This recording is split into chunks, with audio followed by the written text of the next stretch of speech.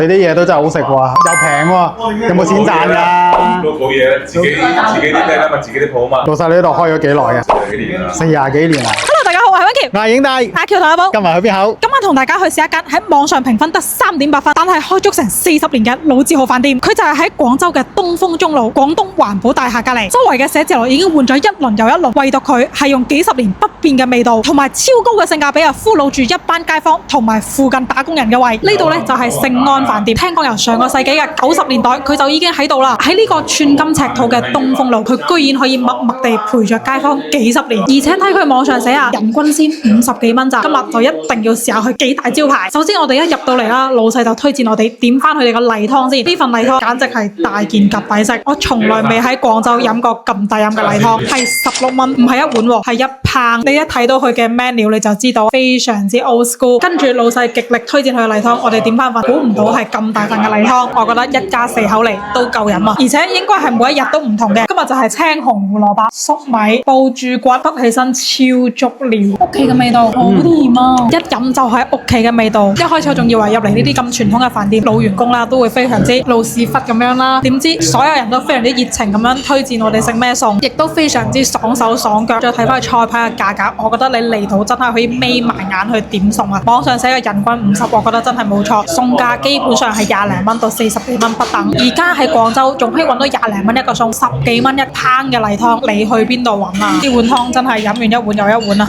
報吧。我哋湯都未飲2碗，啲餸就上齊啦。咁我哋今日啦係點咗4餸1湯，呢個物價我估唔到係廣州嘅物價，所以直情係當自助餐咁樣去點佢。而且咧，佢除咗你食開嘢之外，都有好多我哋未見過嘅嘢嘅喎。譬如係佛手瓜苗啦，我喺出邊未見過呢味嘢，佢係揾蒜蓉炒嘅。佢睇起身咁粗鞋爛，食落去啦，完全係好嫩嘅咁。有啲咧係一絲絲咁樣樣，有啲係粗粗地咁樣樣。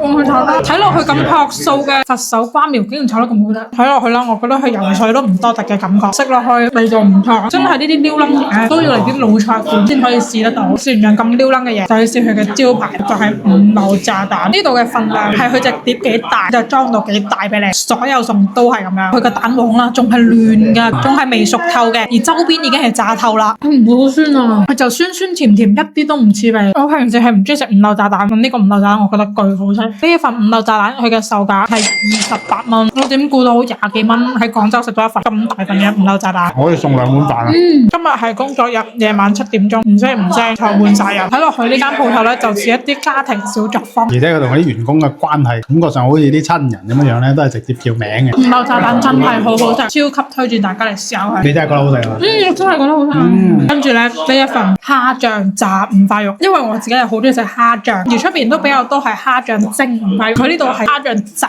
五花肉。我職員捧緊嗰陣，我已經聞到係巨香咯。即係呢種整法又真係少見喎。即係我覺得呢度無論係菜啦，定係整嘅方法係啦，都比較少見。額外佢仲配咗一碟椰汁，就係好香嘅蝦醬味，但唔鹹，完全唔鹹。飲咗椰汁會更加好食，冇咁漏。同埋佢肥瘦啱啱好啊，因為佢用五花肉去整。我成日驚如果啲五花肉會好肥啊嘛，但係呢個又唔會喎。唔講我仲以為去翻20年前嘅嗰種感覺。16蚊一個湯，28蚊一個5柳炸蛋，蝦醬炸五花肉係30幾蚊。食完呢幾份嘢，今餐最貴一份都只不過係43蚊，係番茄炆鱸魚。平時通常我哋見啲鱸魚都係清蒸啊，或者頂籠紅燒，呢度咧係可以俾你揀埋番茄炆添。而職員都好貼心咁話，我哋幫你斬件去炆啦，更加入味啲。即係佢就算同一味餸咧，都有唔同嘅做法，都會講晒俾你聽，可以點整。一定唔係預製菜，知人定製私房菜咁啊！呢份鱸魚睇到佢係先將啲鱸魚煎過、炸過之後啦，再揾番茄去炆佢嘅，哇！想唔入味都難啦。唔睇老細啱啱就同我哋講呢條係新鮮鱸魚，點算啊？又好好重飯喎！哇！呢啲汁攞嚟撈飯，你話唔正啊？屋企嘅味道，睇落去就係好清淡，你唔會覺得好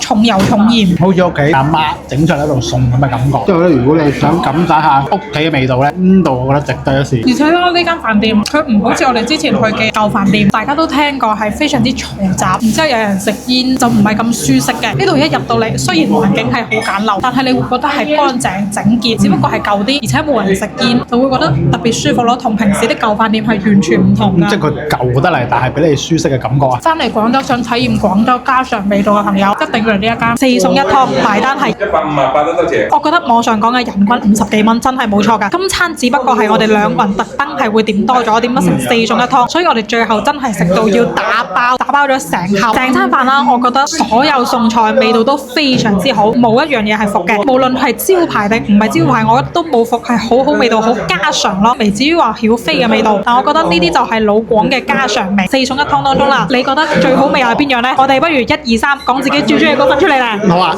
，1、2、3，鱸魚佛手瓜苗，我覺得係最好食嘅。佢唔單止係好新奇啦，我未食過呢樣嘢，而且佢係好好味啊，好清脆嘅口感，非常之嫩口。睇得出，睇得出。睇你嘅頭，我未食過咁清脆菜苗嘅口感，我自己差唔多食晒成碟啊！阿寶都冇得食咁滯。今日嘅呢餐飯俾我最大驚喜，而唔係邊一碟餸，俾我最大驚喜係成間鋪俾我嘅感覺，無論係老闆定係員工俾我嗰種親和力，就係好似賓至如歸，好似屋企人一樣。再到咁舒適嘅環境，你入到嚟都好似翻咗去爺爺嫲嫲嘅屋企咁樣，咁舊嘅環境，但係好乾淨、好整潔嘅。但係回歸到一開始，我哋睇到呢間鋪網上嘅評分得3.8分，阿寶你又點睇呢件事呢？嗱，我覺得咧，即係網上嘅評分咧，真係定義唔到一間鋪頭嘅真正味道嘅。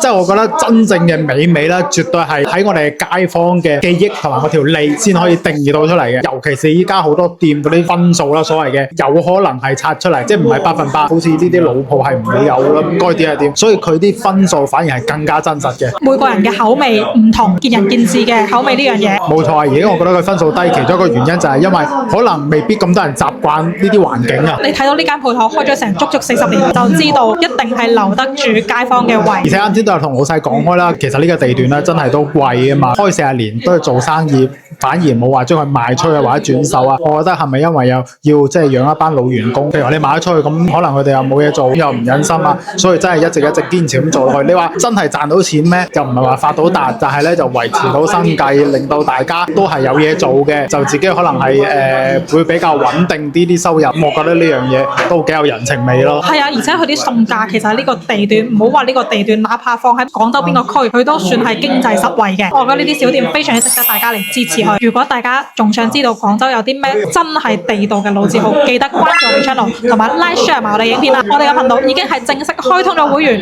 如果大家想睇更加多廣州好玩好食，又或者係用自己少少嘅綿力支持下我哋嘅創作，記得加入我哋嘅會員，成為喬老師啦。咁我哋呢條影片就到呢度，我哋下條影片再見，拜拜。我哋第日就好飽啊，食到。The ball rolls fast across the grass. We're running quick, we're having a blast.